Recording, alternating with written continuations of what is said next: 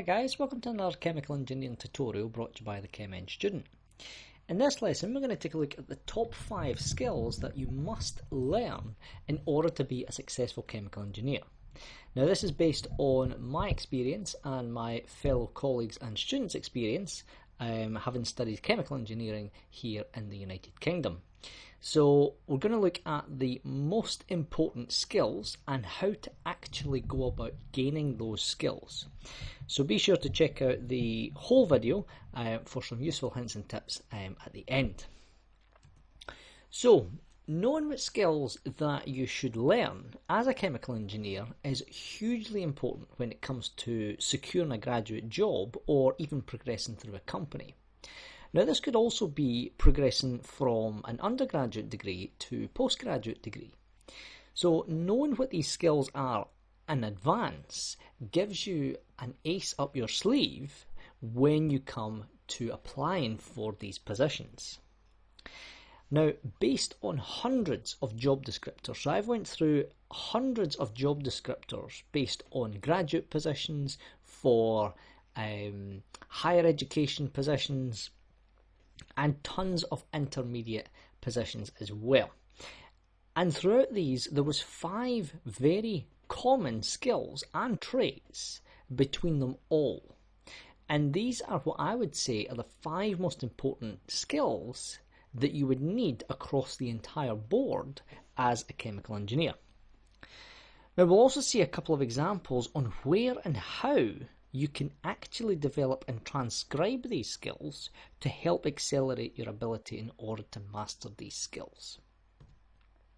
So the first one is process modelling. Now if you haven't done chemical engineering, if you're thinking about studying chemical engineering, then process modelling is something that is incredibly important. Now if you are already a chemical engineering student, you should already be familiar with what process modelling is. Now this is arguably probably the most common skill that a chemical engineer should be at least competent in, and that is the process modelling. Because at some point you have either heard of used AspenTech, HYSYS, DWSIM or ANSYS. Now all of these are incredibly important when we run simulations, when we want to design new plants. So for us as chemical engineers, these are the core softwares that we would use. Now all of these will allow us to design, optimize, create reports, create detailed schematics of given processes, allow us to retrofit equipment or new systems into existing plants, or we could even create a plant altogether. So these softwares, they do take a lot of time, they take a lot of practice because they can be very technical. So these are one of the things that as soon as you start on your chemical engineering program, is start to look at tutorials and fundamentals of process modelling. Now these are some examples of what these softwares look like. So for instance here, this is HYSYS.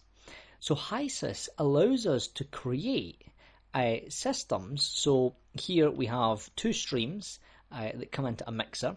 We can specify the conditions of the mixer. We can specify the ratios, the flow rates. We then have an output stream. Now the blue streams here, when you are creating these systems, if your design specifications are correct and the software accepts what you've put in, then they will shine this silver colour and you would get this nice blue arrow. Now we can also input for pieces of equipment that require energy. We can have energy streams, so we can specify certain amounts of energy, operating temperatures, pressures and everything else in between. Now there is a ton of different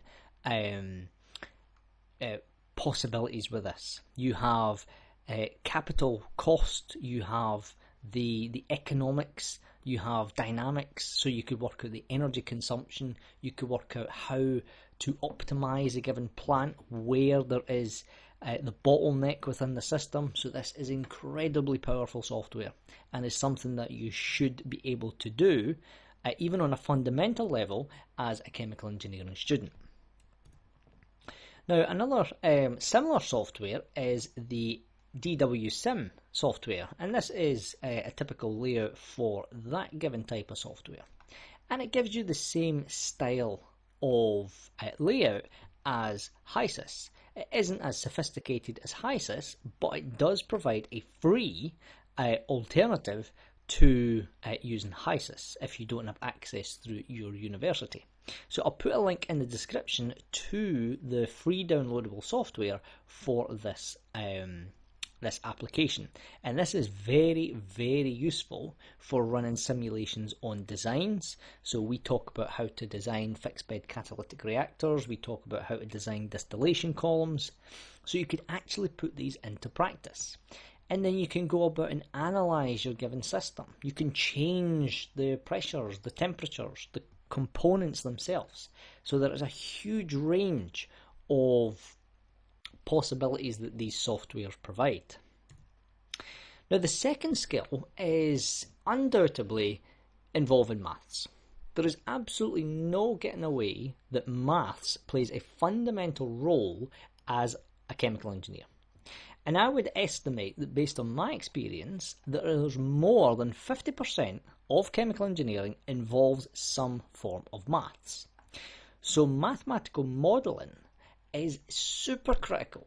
If you want to do well in chemical engineering, you must be able to have a good, solid foundation on maths, but you must also be able to apply it in a mathematical model.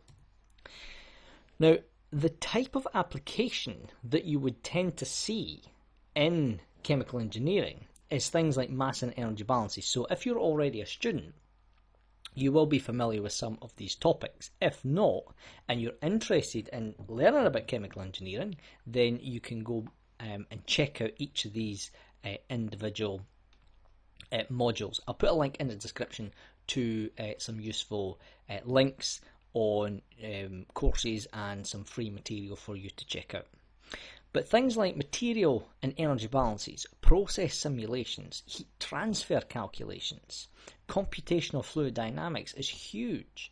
Numerical analysis, so that's things like the Laplace transforms, and even in reactor design. So all of these, and there is a lot more, but all of these involve maths.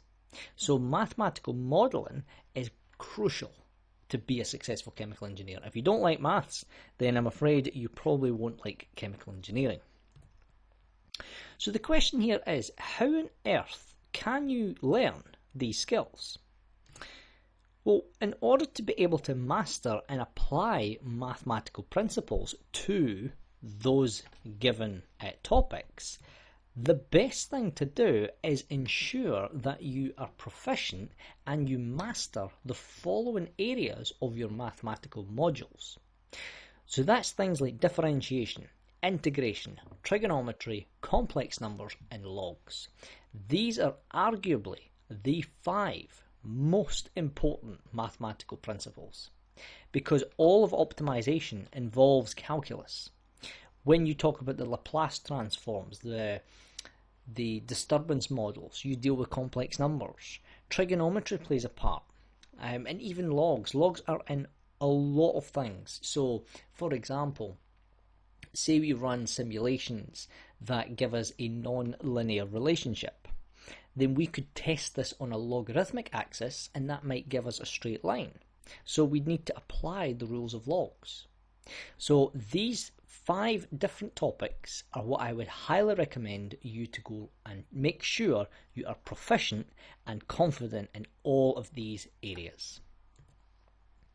Now, if you master these, that will make all of the other topics, or the modules that we've seen in the previous slide, a lot easier to understand. Because if you understand how the maths works and appreciate how the numbers interact, then seeing it in a real life application just makes it a lot easier. Now, the third skill is to do with technical documentation, because technical drawings are an integral part of being in any engineering discipline.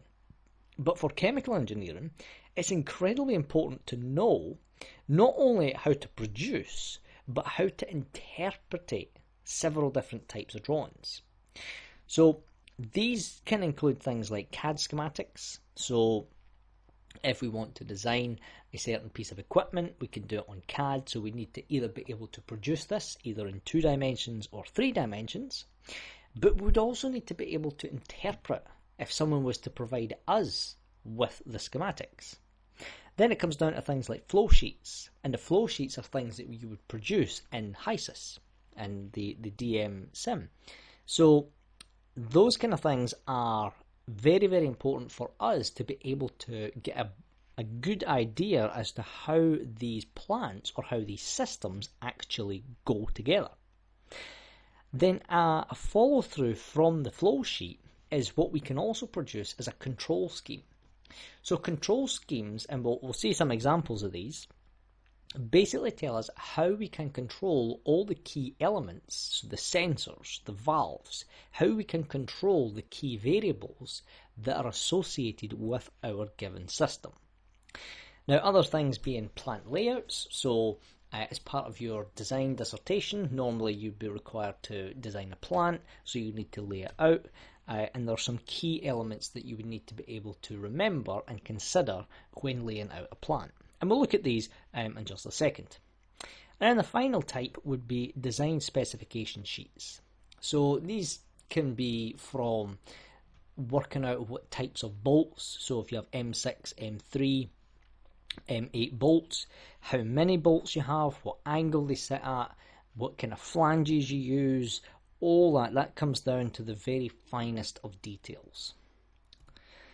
So a typical flow sheet would look something like this. So this is the production of urea formaldehyde. Now what this is it basically allows us to follow the process from the raw materials and see what pieces of equipment is involved in order to get to the final product.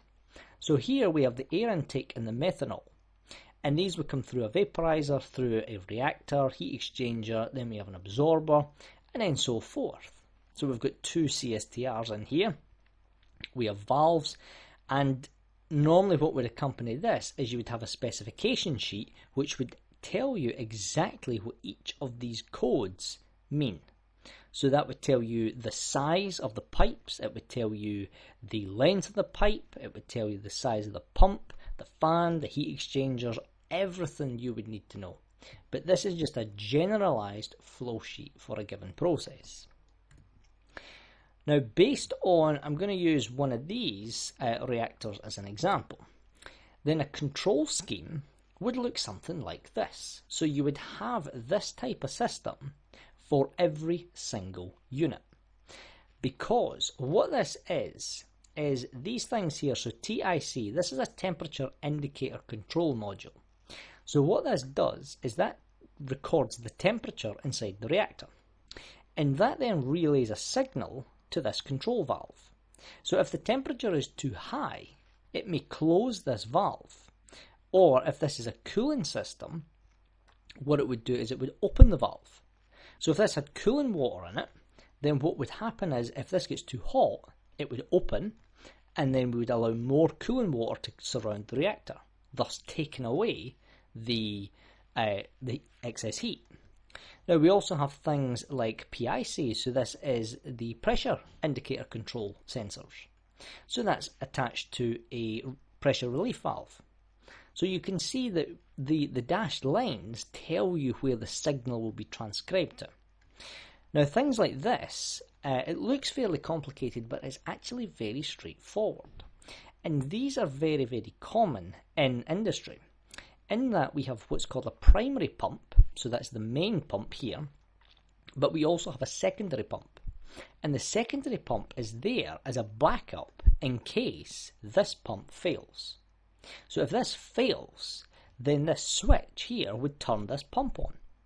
So you can see how important these control schemes are, and it gives you a really good foundation and idea as to how the actual process and the systems integrate with each other. It's very, very interesting. So being able to deduce and transcribe what each of these are just makes it so much easier to understand. And then a typical data sheet that comes with this is, so there's your flow sheet. So you would have your different numbers, so your streams, your units, and what you would have here is this would tell you the components. So for this one here, we have nitric acid, we have oxygen, nitrogen, etc. That will tell us the operating temperatures, the pressures, and that will give us the compositions within each of the given units. So again, that's just one of the things that you can, you'll have things for the actual size, the dimensions, you'll have the, all the other parameters associated with process flow diagrams. Then an example of, say, a plant layout. This is just a very basic generic plant layout, but it's things like, making sure that your main building is nowhere near the reactor lab. So you would never put, the main building and the quality control right next to a highly explosive reactor system. And then things like, making sure that your storage for the raw materials is segregated from the reactor. So it's just, it's a lot of it's common sense, but it is good to make sure that you can read and understand how plant design should be executed. And then just a final one that wasn't mentioned, and this is what's called a heat exchanger network diagram. So what this allows us to do, and this is one of my areas of expertise, is in waste heat recovery systems. So what we have here is we have a series of different streams. So we have hot streams, so 1 to 4 is hot, and we have 5 to 9, which are cold. Sorry, 1 to 5 is hot, and 6 to 9 is cold. So what we have here is these circles indicate heat exchangers. And we have the duties, we have the temperatures, we have the specific heat capacities, and we have things where we integrate waste heat recovery systems. So this is basically a way of analysing how we exchange heat between hot streams and cold streams. And this is a very, very powerful and useful way of representing often very complicated streams of pipes. So just one of these things that when you come across your heat transfer modules that you know how to interpret, and also you know how to create these, because these are incredibly effective. Now the fourth skill that's incredibly important, but one that's often underrated, especially in undergraduate, is the design of experiment.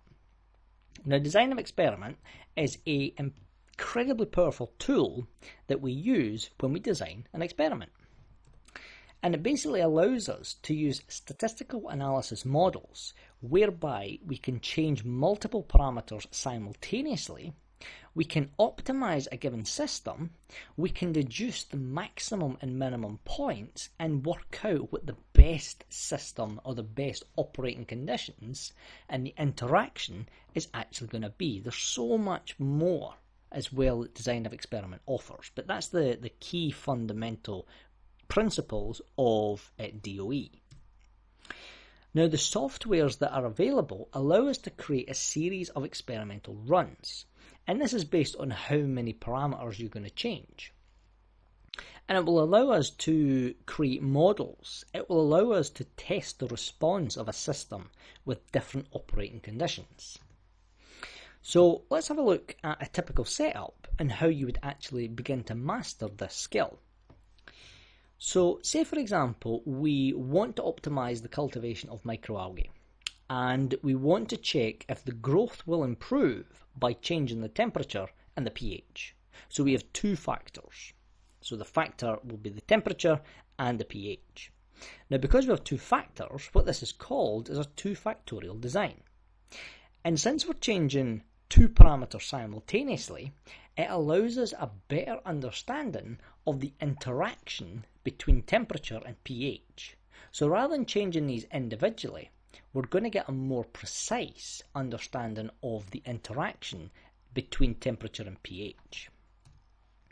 Now we need to determine, when you perform this type of design of experiment, then we need to determine the extreme points. So that's going to tell us the range of values that we're going to measure. So we pick the high and the low temperature and the high and the low pH, and we test within this given range. So we'll call factor A the temperature and factor B the pH. Now our high temperature will be 40 degrees Celsius and our low temperature will be 20 degrees Celsius. For factor B, our high pH will be 8 and our low pH will be 5. So what design of experiment will tell us is where is the optimal point, what is the optimal temperature and what is the optimal pH. So rather than testing every single point, this will allow us, through things like ANOVA and through response surface methodology, to actually deduce a mathematical model which we would need to know how to produce using mathematics that we've seen in skill 2, and how we could actually use this to our advantage. So what you would create here is we would have a series of experimental runs whereby we change the highs and the lows. So run 1, we would have the low temperature and the low pH. Run 2, we would have the high temperature and the low pH. Run 3, we'd have the low temperature and the high pH. And then the fourth run, we would have the high pH and the high temperature. So by performing these experimental runs, what this would look like in a two-dimensional plot would be something like this. So factor A being on the x-axis and factor B being on the y. So factor A, this is the low point, so that's 20 degrees, and this is the high point is 40 degrees. Then factor B, the low point here is 5, the high point is 8. So what we'd end up with is we would create a very sophisticated plot, because we would be able to measure the response for the given factors. And what that would look like in software is things like this. So this is a surface plot. This is through response surface methodology, which is a precursor for what's called ANOVA. So once you perform design of experiment, you then go into the analysis. And you would create things like this. So you'd have your two different factors and your measured variable. So that for us was the cultivation of the microalgae. In this particular point right here, the very highest is where the optimal conditions lie. So rather than us doing tons and tons of iterative experiments, we can perform DoE and we can deduce mathematically what the best temperature and what the best pH is, and what the interaction between these parameters actually is. And then the last skill, one that's a bit generic, but one that is absolutely crucial, because this is fundamentally one of the most essential skills that any chemical engineer should possess. And it's making sure that you can communicate and convey your ideas and results to your peers, so your fellow chemical engineering colleagues, your fellow chemical engineering students, but then also convey the exact same principle, but do it to, say, the general public. And this ability to communicate your answers and your results effectively is super, super important. Now, one of the best tips that I can give you for this is, because I used to be very nervous, but what I found was, if you know your topic, if you really understand what it is that you are talking about, then that will boost your confidence tenfold, because you will have all the knowledge and the understanding of what you are talking about, so that when people ask you questions, you will know exactly how to respond. You will be able to say it with confidence, and you'll be able to develop your communication skills so much. So make sure that on top of all the maths, the engineering principles, the chemistry, everything like that, make sure that your communication is strong, and you will have absolutely no problem in being a successful chemical engineer. So thanks for your time, and thanks for watching. Hopefully this was helpful in understanding the core 5 key skills that is needed in order to be a successful chemical engineer. If you need any more information or you would like to speak to me directly, I'll leave a link in the description where you can contact us via my website at thechemengstudent.com. So thank you for your time, and we hope to see you in another video.